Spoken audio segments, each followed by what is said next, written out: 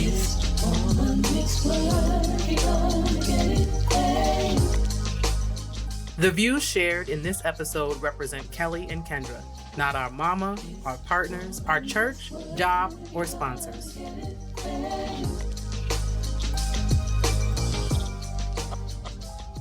Hi, y'all. This is Kelli King-Jackson and Kendra Ross, and welcome to the first episode of our podcast, This Womanist Work. We're glad that you're here. We bring the perspective of two Gen Xers and former church girls who woke up one day and realized that life was bigger than what Big Mama and the Bible say. We're lucky that as we started exploring our identities as Black women, we had each other. This podcast is us inviting you into our group chat, where we talk about faith, family, community, politics, and pop culture. We don't believe in leaving any Black women behind, so come on in.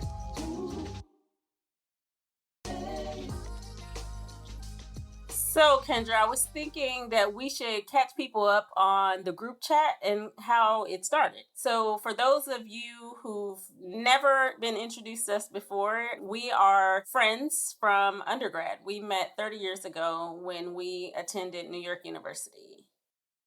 We are sisters at this point, but yes, we started out as friends and roommates at NYU in Weinstein Hall in the 90s. In the golden era of hip hop and all the good and bad that comes with that. And yeah, 30 years later, here we are, still in the group chat. Yeah. And over the years, our other friends have become friends. And so we have formed various group chats, but a main group chat that folks dip in and out of as we talk about things related to our faith, our family, our community, and politics. So we wanted to invite y'all into the conversations that we have as Gen Xers who are Black women, who are recovering church girls, as I call it, and who are active in our community and committed to culture that is, I think, socially responsible and engaged. Yeah, and we're going to bring all the complexities that come with that, not just our new views on our religious upbringing or where we went to college, but being Black middle class and the Black tax and being educated and being in these kind of like privileged spaces, but also always feeling kind of marginalized and oppressed, and what we do to navigate that and how we help others do that as well in our work. So there is so many layers to what it's like to be in conversation with me and Kelli. And a lot of times, if you're not either immediately adjacent to our village or if you didn't come up with us for the past 30 years, it could be a little overwhelming. So hopefully this is an opportunity for some people who actually do know this to decode what it's like to be in the group chat with Kelli and Kendra. This should be a lot of fun. Yes. And we're both a little quirky and socially awkward. So we work in very extroverted careers. But I don't think either of us would identify that way. So it's also really fascinating that we are doing a podcast. Yeah, truly. And, one thing I'm excited about with this podcast is learning even more about myself and Kelli. Because like I said, not only have I known Kelli for 30 years, for a large portion of that, at least in my, teens and early 20s, I lived with Kelli. So like I saw Kelli through pain of surgeries. I saw Kelli through grief. I've seen Kelli through trying to navigate working full time and going to college, recovering from being a person who went to boarding school, which is a whole different world that I knew nothing about until I really met Kelli. So I hope that not only, even though we know each other really well and we've seen each other at our highest highs and lowest lows, that this will give us an opportunity to even go deeper with that, to learn more about ourselves and each other and what makes us tick and where we are now. Because although we've been friends all these years, we haven't lived in the same city in over 20 years. Yeah. And we also have one of those friendships that like we text all the time, we're in the group chat all the time, but we may talk on the phone a couple times a month. It's not like we talk every day. And so I think we'll probably talk more on this podcast than we do in real life. Yeah, life has been lifing, and not living in the same city, same time zone. We have families and communities. So what friendship looks like for women of our age and how it has to ebb and flow to be responsive to the realities of life, I think is also some of what we will share as y'all follow us on this journey. Absolutely. So before we get into like a topic, Mm-hmm. is there something about where you are right now, Kelly, with you, your family, where you live, your state? Because that's the other thing. You live in the South. I live in the Northeast-ish, Midwest-ish. So is there something going on about where you are, where your family is, where your state is, where the country is that you want to share before we get into like something a little broader?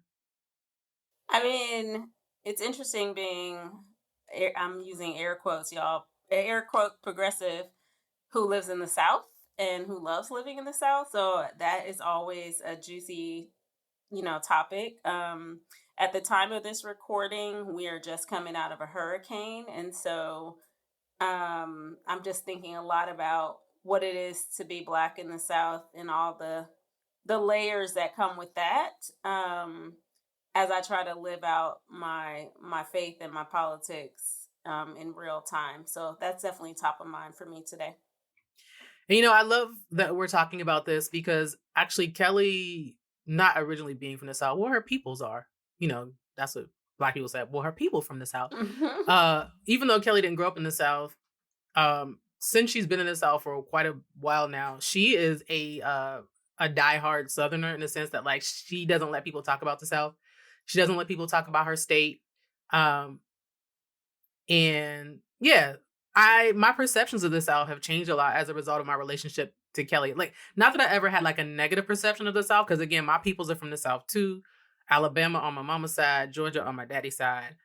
But I definitely feel like I was one of those people that like, oh, I could never live in that state because their politics are this or their politics are that.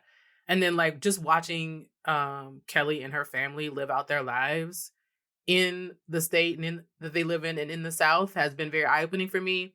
And then just my political education actually, and my viewpoint on like the place of the South and Black life has just grown and changed and morphed because, a lot of times we like to think in these binaries of like South racist, North not racist. Well, we know better now, but there are some people that think that way. Or, I want to go South, there's racist down there.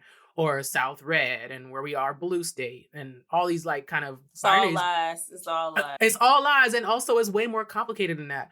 One thing, talking to Kelly and her peoples, and see, first of all, Black folks is doing really well in the South compared to what I see. I live in Pittsburgh, PA, which I don't, I'm very unapologetic about. I grew up here. Our population within the city is probably 23-ish% Black. And we don't really have a Black middle class per se. Like, we have Black middle class people, but there is no like Black middle class that people can locate at the level that you can if you're in Atlanta or another kind of big city. And even cities that have less of a Black population, or not less of a smaller Black population. So that's been eye-opening to me, is that like, okay, we might talk red state, blue state, but for some reason, I find it's at least in the cities of the South, Black people are doing better. Yeah. Not to say there aren't complications with that. There are disparities and things, Absolutely. right? Yeah. Doing better. The other thing, and then I'll shut up about the South, is listening to one of my favorite things. Repping the South. I ain't repping. I'm just saying. One of my favorite thinkers, Robin D.G. Kelly, whose book Freedom Dreams I took inspiration from for my dissertation, plug. He was in a recent interview in the last year or two, and someone asked him about the South, and he said, the South is the most radical place, right? That in the fact, the reason why the governments and the states are so oppressive is because there's something to oppress against. That there's not only is there a Black radical tradition in the South, that radical tradition remains today. And the only reason why it has to be so oppressive is because that radical tradition exists. And if you're not pushing back against something, what are they fighting? You know what I mean? Mm-hmm. So that opened up my eyes. Like, maybe the political establishment in our states and our cities up here don't feel the need to push as hard as down South, because not to say there's not a radical movement here, but it's nothing like, what was established in the South back then, and it still persists. So yes, I went a long way to say that, like, Kelly, my relationship to Kelly, since she's been down there and been married and been a mom, and just how her life has changed in the South has really opened my eyes to like the place of the South and Black life. I love it. I mean, I feel very strongly that this is a moment of return for Black folks. Most of our families left the South because of racial terror and opportunity, but racial terror, right? Like, if we could have had the opportunities in our communities, why would we leave, And I think that a lot of us fled and never ever wanted to return. And we lost a lot of talent and we lost a lot of wealth. And sadly, we lost a lot of land. And so I think that watching Black folks move back to the South and be able to financially afford to live and provide for their families has been a real thing. And folks who graduate high school here can't always say the same, right? So there are a lot of layers and complexities about our migration back. But I do believe it's a time of return. I think it's necessary for our healing as Black folks. And so, I'm excited to talk a little bit about the genealogy and the return journey through the podcast, because I think that it's something that a lot of Black folks are curious about, even if it's not their personal path. So, yeah. Absolutely. I'm not the homesteader, like, gardening girl, but I've been watching a lot of, like, homesteading YouTube videos and, like, kind of like dreaming. And even though I'm not sure that I will move or have a property in the South, that may change. I am starting to think about what it would be like to have more land here. Even if I moved a little further out. Unfortunately, a lot of the places where that exists are the scariest places around here, but that's neither here nor there. But having more land, not just to cultivate the land and to grow my own food, but also have land so that, like, there is no such thing as a family member of mine being houseless, right? Like, if we got to build a little cabin in the corner where people can temporarily stay. And I like the idea of kind of having a compound and more. And then not just like blood family, but that could be friends. It could be, shared support in raising families and raising grandchildren and great nieces and grandnieces and things like that. So there are things about Southern ways of life that the older I get, I'm more inspired by. Like, I was big city Brooklyn girl, and I still love Brooklyn and New York. I spent 21 plus years there. But, since I've gotten older and I've been living a little quieter, because I live kind of like a suburby city life now, having land, having peace, being able to share that, and also being able to, like, even though I don't have any, like, birth children of my own, I have children in my life, being able to hopefully leave something to them and that they'll always be able to say that's ours. Because I have plenty of family members who have said, oh yeah, we had some land donated to us in Georgia, but I don't even know what's going on with that. Yeah. Like what you mean? Like, find out. And especially seeing our good friend Eternal Polk's film. Yes. Gaining Ground. Is it called Gaining Ground? Every Black family should watch it. Every Black family should watch it. And even though he's not a Black woman, we shouldn't have Eternal on here to talk about it. I would love it. I think it's important as we think about, to your earlier point, the genealogy of our families and, Black wealth, Black brilliance, so much has been lost and taken from us, and how we can kind of help take that back by knowing the law, by knowing the truth, and all that kind of stuff. So anyway, yeah, awesome. I'm excited. Me too. So, what's been popping in the group chat this week? We've been sending some things back and forth. We'll be back after a quick break. Are you a Black woman in middle management looking to elevate your leadership skills in a safe space? Then listen up, because I have something special just for you. Join a coaching group of like-minded women focusing on emotional intelligence, management skills, and leading in white spaces. In our group coaching sessions, you'll gain leadership skills, tools, and strategies. Plus, you'll gain a powerful network of sisters who understand your journey. No more leaning alone. Ready to take the next step? Visit www.iamkelly to learn more and join a cohort. Let's lead together.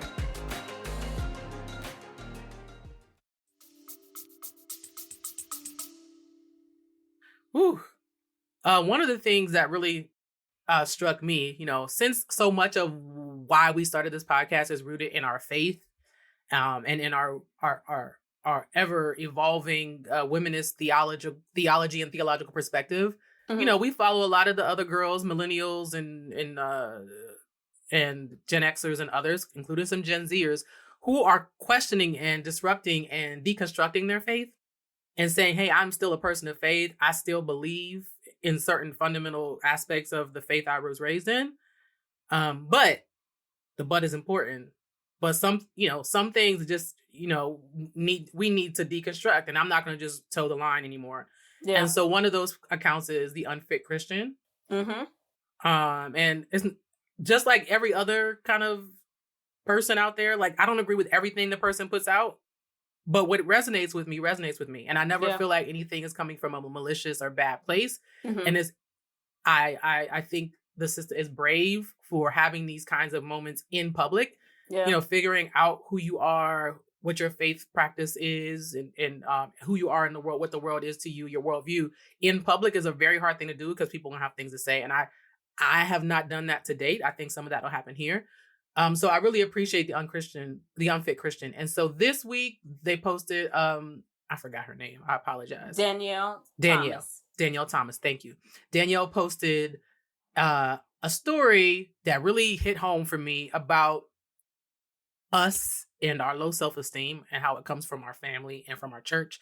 Yeah. Not necessarily maliciously, not like no one was trying to necessarily hurt us. Sometimes they think it's for our own good, but the way we were socialized in our families and our church and how it really caused low self-esteem and how many of us are trying to climb our way out of it. Yeah. Yeah. Thank you for sending the clip because I definitely resonated with it. Yeah, it resonated with me personally, but also like with other members of my family and friend groups of people who are even to this day, you know, and not in a judgmental way, but like really think that certain experiences are not for them. A, because they haven't had them, and B, because they just don't believe that like they're supposed to desire things. Yeah. and that really hit me. Like they've been taught to desire more is like a sin. And you know, like desire. You're not like Paul, you're not content. Hello. Like desiring to travel, desiring to be partner, not be partner, to have a new partner, to get rid of a partner, desiring to speak up for themselves, desiring to want more money, desiring to have a better job, desiring to have a better friend group, desiring more, not only desiring more, but expecting more, that expectation piece. And I think if you have low self-esteem, you think, or, and I mentioned this before in our conversations in group chat, something that really drives me nuts is this concept of godly proud. When someone said I'm godly proud of themselves. Yeah. And so I think all that ties into that low self-confidence piece. And so that really hit home. And I really wish we can, and I'm hoping we can have the opportunity to talk to Daniel at some point about that. Yeah. I remember having conversations with family members about not even just family members, people at school. Like I was raised dancing. And so I used to walk with my chest open like this and my head up high. And I remember somebody saying to me, like, be careful. You don't want people to think that you're stuck up. And I'm like, first of all, I'm a dancer. So I'm carrying myself the way I've been taught in ballet. Yeah. And second of all, what society what does possess society to look at I was probably 13, 14 years old. Yeah. For them to tell me you're holding your head up too high. Can you imagine? Can you imagine? Yeah. And so I think back where I've had those moments where somebody, I don't even think maliciously, have tried to chop me down the sides because I decided to carry my head up high, just my shoulders back, you know, even if I wasn't really feeling confident, carry myself as I was confident. Because sometimes you have to just, you know, fake it till you make it. And to have people say, you know, you don't want people to think you're stuck up. I remember when a woman at my church in Brooklyn commented, because I remember when they first did the checks where you could put your picture on them. And I was like, oh, cool. So they're going to know it's me. So nobody's going to like steal my checks. That's what I'm thinking about it. Yeah. And this woman at church said to me, she's like, she's like, you must be really vain to want your face on your checks. And I'm like, is that where you go? That's where they go. And you critiquing my tithe check? Where they do that at? Anyway. Yeah. I mean, I'm really thinking about like when I started telling people I was going to boarding school, and what they said to me was, "Oh, you're gonna become white." And what they meant was that, or what I interpret that they meant was that I was gonna think I was different or better than the folks who didn't have that opportunity. And so, I think the messages that people send, and this goes back to the South, right? Like we're not supposed to draw too much attention to ourselves. We're not supposed to be braggadocious about things. And so I think it has made us often, particularly as Black women, not confident, right? I see it in my coaching practice all the time.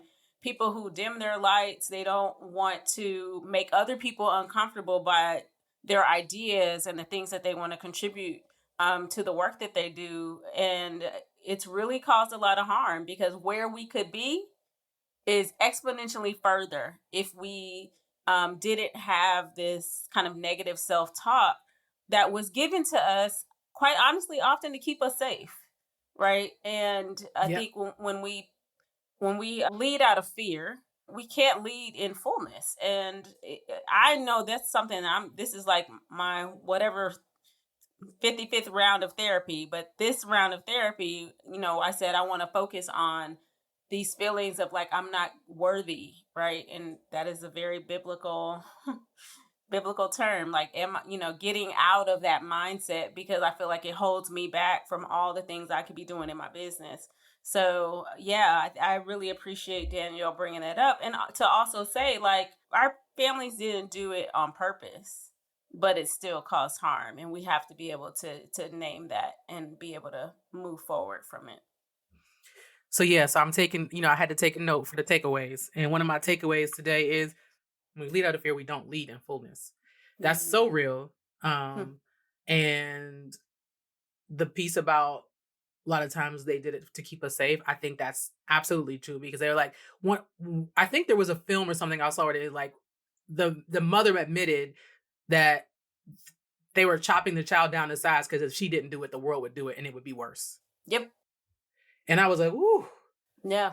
The compromises and the choices that we have to make as Black parents is just wow. But also, to your last point, we have to be honest about how, even with the best intentions in a house full of love, we have to name that pain. And we have to like let go of the shame of it, to say like, yeah, mom, or yeah, dad, or yeah, grandma, or your auntie, or your uncle, you kind of messed me up, but I love you and I forgive you through it, because I know you did the best you could with what you had. Yeah. But we have to work through it so that we don't continue this pattern. And that's a conversation I think is sorely missed in our community, to say that, like, let's stop trying to push through past the shame and wait till folks pass away to start talking about it. And let's really address it and name the pain. Name the pain is another takeaway. Name the pain. Listen, and I get it differently as a parent, right? Like, you just need to have a therapy fund, because we do the best we can. But as the world evolves, it evolves, in front of us. Like, we're living in real time, but the world is evolving and changing. And so there are things that were okay for me that are not okay for my children. And they come back and they let you know. Indeed, they do. And it hurts, but you got to eat it. Yeah, I just had the opportunity to take my mom and her sisters back to the town they were born in and raised in Louisiana before they moved north. And it was fascinating watching 70-year-old women relive childhood stuff. And to say, like, I can't judge what their experience was. I don't know what it's like to live in the segregated South. I live in a very different South than they lived in, right? I don't also live in a small rural community. I live in a large city. So there's just so much complexity that we as Black women have experienced on this continent, that we just have to have grace with each other, because we could be so judgmental. And I think that is largely learned through our faith tradition. Absolutely. It's interesting you said that. I know this is randomly kind of off topic, but related. I was watching, as you know, my grandmother, who made it to 100 years old, God rest her soul, just recently passed away in June of this year. And at the service, my grandmother was well loved, very popular. And even though she was 100 years old, it wasn't like the room was empty and people forgot her. It was the church was packed. And my aunt and both my aunts and my mother were in the front of the church greeting folks, and my uncle was there. He's the pastor, so he was running around. And my oldest aunt now really is the matriarch of our family. So it was interesting to watch as she stood at the front of the church, her literally transform into the matriarch. Her grandson standing by her to protect her, to make sure people weren't taking too much of her time. And my mom, who's the next in line in terms of age, being there, and then their younger sister, who's just shy of 60 there. But really, watching the faces they made when different people walked up, and I was like, oh, so many stories are being told in these faces of like who this person was in their lives, probably 50 years ago, But one part that was really interesting is even though it was this like somber moment of like, reflection about my grandmother's, homegoing celebration, there was an Italian man who used to live next door to them when they grew up, who they hadn't seen in like 50 years, who showed up for my grandmother's funeral. Oh, wow. And when I tell you they turned into a bunch of kids, they were in front of the church, in front of the casket, laughing and joking, because it's like their childhood just kind of like flashed before their eyes. And my aunt was like, oh, the guy was like, somebody take our picture. Who knows when this is gonna happen again? So like people are trying to like greet them and hug them and cry, and they're taking pictures with this man. And it was just, it was a lighthearted moment that I thought was just really beautiful, that even in the midst of this sadness, that like, first of all, that this man who was like, I haven't lived near you all, like my grandparents moved, almost 30 years ago. So he hadn't even lived anywhere near them, and his family had been moved from that area.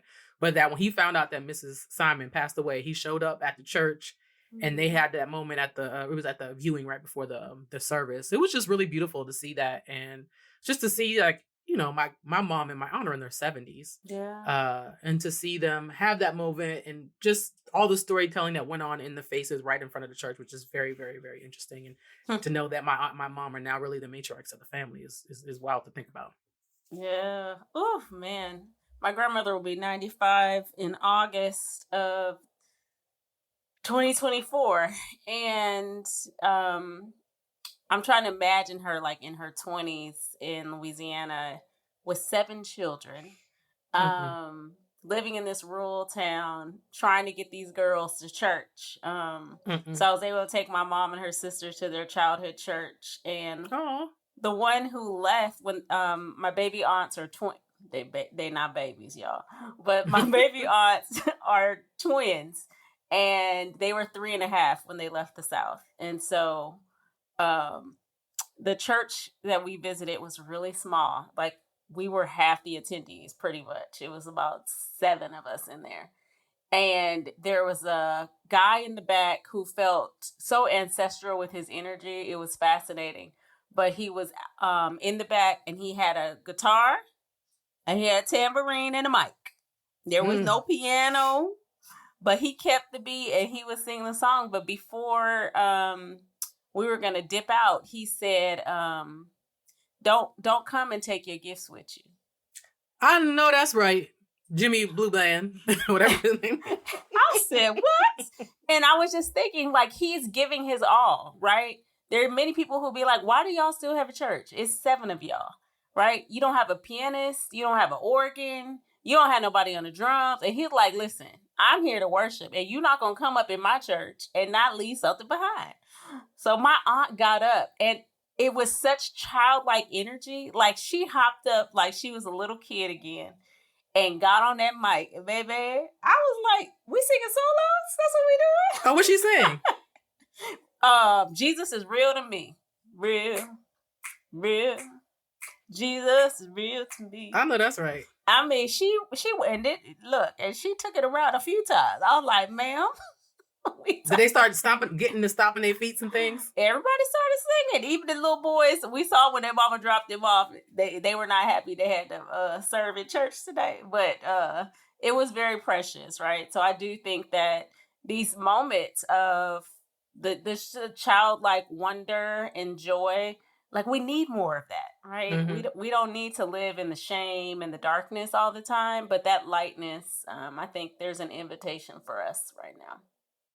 Absolutely. And oddly enough, even though we went around the corner and back, I think it definitely ties back to Danielle's posts about how do we, free ourselves of this idea that like we have to be lowly. Yeah. That like we deserve and have the right to not only be free, but still free ourselves and our elder sisters who are still here. Like, I'm like, I love to see, actually, my aunt, the older she gets, I feel like she is freeing herself more because she's like, look, I done seen it. I raised my kids, helped with my grandkids. I took care of my mother to her last breath. And I see something, and I'm my prayer, if I have any prayer, is for my mom and for my aunties and my mom and my aunties' friends and peer groups to take this moment to free themselves while they're still here, that they can be 70 plus and they can pursue that life that they've always wanted. It may not look and feel like what it would have been like if they were 20, but like free yourself. Free yourself. Let's free ourselves. Yeah. Yes. And let's make our spiritual connection and practice one of liberty and freedom, and not one of restriction and the heavy weight of patriarchy, which is a whole nother story. The heavy weight of of duty, right? Yes. With so much is even. Yeah, I'll get into that another time. But just the duty piece is just something that sits heavy on my heart. Because my partner had the nerve to say, I was listening to the eulogy that your uncle was doing for your grandmother. And were you listening to what he was saying about her life? I said, yeah. And I respect my grandma and I love my grandmother. I said, but that's not my story. That is her story. We have a different Holy Ghost. Her story is not my story. It is not. I'll leave it at that. Woo, child. I'll leave it at that. Yeah. Your grandmother and my grandmother both were preachers' wives in Youngstown. I'm gonna find proof that's still crazy to me that they knew each other. That's still crazy to me. Like when you told me that, like, and you know what? We need to connect with my uncle on that, because we do. There's probably, first of all, my grandfather was his own kind of historian. Yes, he and was. There's so many papers and books and stuff that will now have to be gone through in that basement and that home office, like literally in real time right now. Yeah. That like send me the information again about what the name was, because my uncle might be like, oh yeah, that's such and such, and my aunt Janet will probably remember more than anybody, because she's older, and she came up. She was playing in the church as a teenager. So she, she knows people from the 60s. Yeah. To catch the podcast listeners up, when my paternal grandmother's father left the South, they were in Mississippi. They moved north to Youngstown, Ohio, which is where Kendra's family migrated.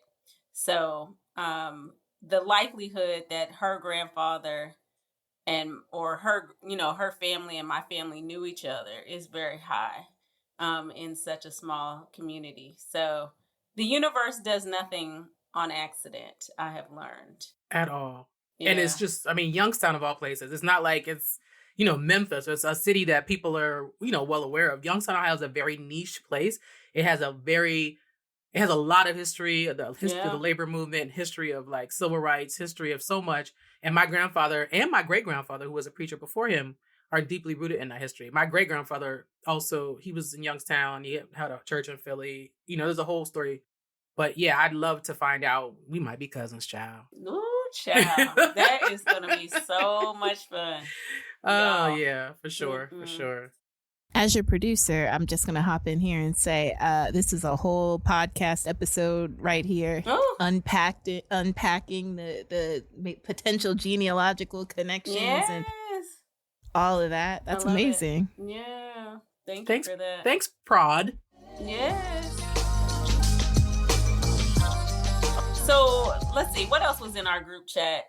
I think the other thing has been around election. So at the time of this recording, it is queuing up to the November election season of 2024. And we just had an abysmal, I guess that's the word, debate and subsequent cleanup session that made it all worse with the candidate, which is President Biden. Yeah. Yeah. The mood is so low. Yeah. And then to add insult to injury is that in this particular moment, someone took it upon themselves to, from what we know at this particular moment, to attempt to assassinate former President Trump at a rally, literally 30 minutes from my house. And the supposed suspect is from literally 15 minutes from my house. So that tells you about where I live and where we are situated in political history. And I think there's so many things dangerous about this moment, but what's really dangerous about this moment is that we don't keep the main thing, and that like we try to really go down this line of binaries about like, yes, we realize these are two old white men. Yes. But we're not going to pretend like, let's put Trump aside for a second. Mm-hmm. We're not going to pretend like the only reason why Biden is an issue is because he's an old white man. Or only reason why he's a potential candidate, like he's an old white man. Like there's so much binary thinking about like young, old, black, white, rich, poor, north, south, that in moments like this that are so politically volatile, it's not just like negligent or ignorant. It's dangerous and downright violent to think that way and not to really go into the nuances of these folks and like and to be able to say, yes, I have issues with this person. Yes, this, that. Yes, this is an issue. Yes, I understand why the young people feel this way. Yes, this, and I still know what I need to do. You understand? And like the difference between like how my heart is compelled and what the walking that my feet are gonna do, and not being willing to have those honor conversations instead of just like operating out of shame and fear and all these emotions and feelings that don't really serve us in moments like this. And that like. When do we take it upon ourselves to learn from other places? And like, listen, no place is ideal or perfect to me at this point. Like, I need to be in Mars, if I want what I really think envision for the world. But with that being said, you know, I'm a little concerned by like the approach, the way people are talking about this stuff. But Kelli, I really want to, you know, get your like high level take on that. I mean, I don't want to be ageist. And I don't think he is fit to be president, like health-wise. Right. Like, I feel like it is having 45 to be the president is dangerous because he's a psychopath. Mm-hmm. But having Biden be the president when he doesn't seem like he is physically well enough to do the job is concerning. But it's more concerning that I don't believe anyone would vote for a black woman. So what are our options, right? And so it's like my vote is a vote against 45 being the next president, but it's not for Joe Biden being my president. And that just feels very icky that we live in such a binary world that the establishment would not even allow for another possibility. Because you mean to tell me in this here United States of America, there's nobody else qualified to run for president?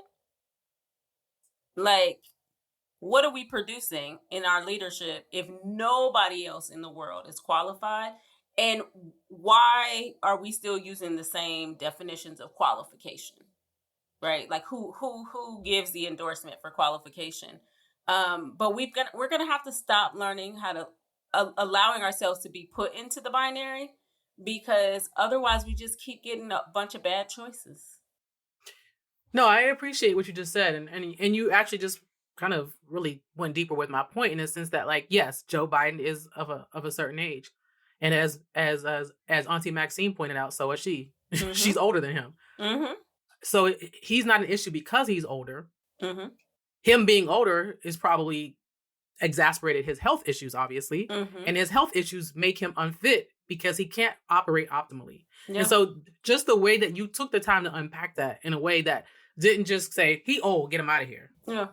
Because that's not going to work for us either. No, it's not. And I'll say this about Auntie Maxine, which I said about Dianne Feinstein, which I say about most baby boomers. They do not know how to mentor and step aside, right? Not step aside because you have no value, but step aside because you've invested in future leadership and you trust that they can carry the baton, right? Like, so many of them will not retire. And what it does is it crowds the Gen Xers, and there is no pathway for future leadership, right? The difference between us and what I see in millennials is a millennial's going to tap out. What they're going to be is like, you know what? I don't need this. You don't want me to run for office? Cool. I'm going to go work at Amazon and travel around the world and use my work from home privileges to be in Tulum and Lisbon and all over the place, right? I don't have to stay and just participate in the malarkey. Whereas we were socialized by baby boomers into everything, right? Into work, into church, into politics, right? And so there's a way of being that we have this duty, right? And this following the protocol and all these things that we were taught. And so then we tap out. We tap out at senior director. We tap out at VP because the CEO gonna stay there for 28 years. Kelli, I had to get distorted on that one. Kelli, can you hear me? Yeah, I hear you, girl. You preaching, because literally, first of all, I think we should literally stop this right here, because this is a whole episode on its own about succession planning. This is my biggest platform in Pittsburgh, where I live, where, yes, I am a Gen X leader who is watching people who are holding on for dear life to power. And at the same time, while I do believe that succession planning and mentorship is really necessary, and I feel like Gen X has been done a disservice. Yeah. And that word duty came back up, right? Because we didn't push hard enough. I don't like the energy of folks saying, because I remember getting into it briefly with a young woman who was a political activist and a millennial about, before he passed away, John Lewis, and her saying, they just need to go away. And I'm like, well, hold up. Yes, and there's a way it has to be done. Yeah. If the next person's not prepared, if they're not mentored, if they can't help them build political power and clout, it's actually not going to serve us well, right? It's like part of the reason why they are asked, some of them decide on their own, but why they're asked to hold on is because the longer they've been in, the more power they have in those spaces, right? But Hakeem Jeffries is one of the few that came out of my generation that they've poured enough into him to make sure that he amassed a certain amount of power. Yeah. Whether you or like what he's done with it or not. So on one side, I'm like, yes, we got to get better succession planning and mentorship. But it's a systemic issue. It's not just Maxine Waters or this one or that one. Yeah. There needs to be created a culture in the political system where that's normalized, so that these folks are given the tools they need in order to succeed. Otherwise, you're giving up a senior position for someone who's a junior, and unless they associate themselves with the cliques and the squad and this and that, they're going to get lost in the sauce. And so I think, yes, succession planning needs to happen, but it needs to be a larger, the same way these young people have put these packs together to get people in office. Somebody needs to be putting people together to kind of build power for people who are already in office, to help succession planning, help mentorship, to help maintain and amass more power. Yeah. And I hate to have to use power in that way, but that's what politics is about. I mean, Dianne Feinstein, I'm sorry, may her spirit rest in wherever she rests, fumbled the ball, right? Because she had a chance to pick her successor, make sure they had power, and her constituents would have voted for whoever she deputized. Yeah, she definitely played it. And now we gotta fight for seats we shouldn't have to fight for, right? Because we know with gerrymandering, it's gonna be hard to keep it, right? So even our strategy is, because we are so deeply entrenched in this way of being, it is doing us a long-term disservice, right? And so I'm curious, how I never believed that democracy could fail, because I never saw it, right? I never thought it was possible. I never thought, I thought it was highly unlikely that we would actually eliminate Roe versus Wade. I knew we would try to erode it and chip away at it, but that the Supreme Court would actually go back on its practice, that I did not think would happen, right? And so we're gonna put ourselves in such jeopardy because we have not trained up a future generation who understands how this democracy works to also be able to chart what is our next iteration of this thing, because what is here is not going to last. I agree, but I don't necessarily think the young people don't know how the democracy works. They see what democracy has meant for us, and to them, it ain't SHIT. Point blank, period. Touché.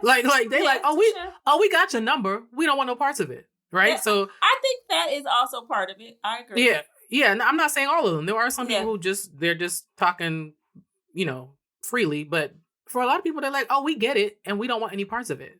Yeah. And so we don't want to participate, or either we're going to bring it down, or we're going to just completely divest. I'm down for bringing it down. I just want to know what we're bringing back. Yeah, what we doing. Or what we doing next.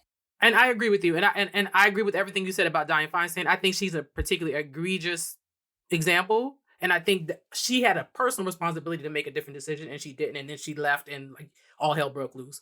But I'm not trying to cover for any of the, our Black leaders who are having the same issue. My point is, who are the people, even amongst our group, who are not necessarily politicians, but have certain level of political power or clout, and are in certain spaces that we can say, how do we collectively come together and push and forth their hand? Yeah. And I'd love to see more of that, particularly with Gen X, because you're right. Like, I mean, I almost broke down crying because I'm like, I've been in, I call middle management purgatory. Yeah. For how many years? Now, there are different decisions I could have made to move up in certain spaces. Right. But I'm like, I'm not selling my soul for this little fake role. Yeah. Right? So like, you hit the nail on the head. And I think we need to just do a podcast specifically about succession planning and how the lack of really great succession planning has impacted particularly Black women in the millennial and Gen X generation. Because like some of the Zennials who are a little older, who are still a little bit more tied to duty than the younger ones, struggle with some of the same issues. Yeah. Well, I mean, I hope we figure it out because I'm not trying to work till I'm 80. So I'm not. I respect I respect Auntie Maxine that she doesn't aspire to not labor, but I want my labor to come to an end sooner rather than later because I actually want to travel and have fun and do other things. And I think that our generation struggles with that because we haven't seen it, right? Like my mom still works. A lot of my friends' parents still work. And so this idea that we have and we can talk about why that is in another episode, but you know, even if my mom could retire, I don't think she could be still that long. Like my grandmother technically really didn't retire until she was 80 because she kept going back, right? She was volunteer and then she was volunteer of the year and then she on TV for being the volunteer. And I'm like, lady, like I'm tired. And so this idea of like being idle they were trained that was not a good thing, right? And so it doesn't mean I don't think we should use our brains or be of service or participate in civil society, but I don't want to work. And some people don't want it, like something volunteering. Like my mother still does a lot for the church, and I'm like, why don't you just let them pay you? She's like, nope. I like being a volunteer because if I don't want to do it, I'm not going to do it. Now, she never has that moment where she doesn't want to do it. but like my mother said, at 62, she said, I'm out, peace. Yeah. Anything I do is because I'm making the choice to do it, which I'm proud of her, right? It. But yeah, that's not everybody. And another episode of some of these millennials and gens, they're not going to be able to retire to the 80 because ain't no money nowhere.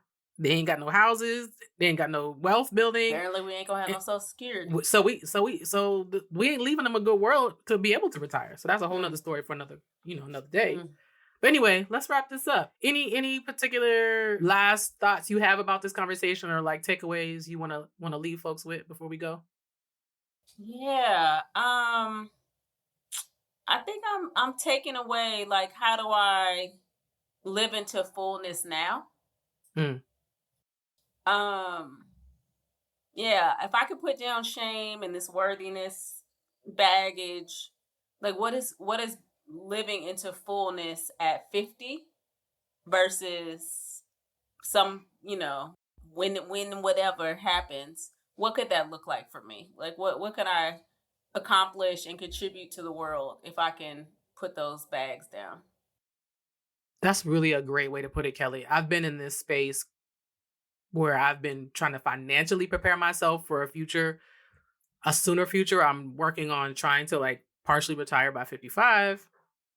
And that's great. I'm glad. And I've been like obsessed with the whole FIRE movement and listening to people just cause I just want to like, I don't want to work, to your point earlier. I'm ready to tap out, maybe get a little paid board opportunity. But with that being said, how do I live my best full life now without waiting for some future? Like if the stock market collapses, right? Or if I lose my very, the job that I love that pays me well, like what does a full life look like for me now? Not based on, numbers, not based on, there's practicality to it, but like not based on some like distant future, right? Like what is it like to live my full life now? Not based on fear or shame or what ifs, but just on like, this is what brings me joy right now. Like doing a podcast with my bestie, like sitting out on my back porch, you know what I mean? Yeah. Like working on my blog, like finishing the EP I've been working on forever. So yeah, I think your earlier point about when we lead out of fear, we can't lead in our fullness, like letting go of that fear piece and like really get about the business of liberating myself from what something was supposed to be and what something's going to be in the future, but what is happening now? How do I live my full life now? Wow. Oh, well, and with that, don't come here and don't come in here and then take your gifts out here with you. That's the other one. Yes. From Jimmy Blue Blad. Yes, I love it. Wow. I think that's it for this episode, y'all. Yeah, for sure. Don't forget to follow us and join our group chat on Instagram at This Womanist Work Pod. Until the next episode, we'll see you in the group chat. Peace. This Womanist Work. We're gonna get it. I'm sorry. I didn't mean for that to come out like that. That is going to be a great blooper that must make it to something very soon.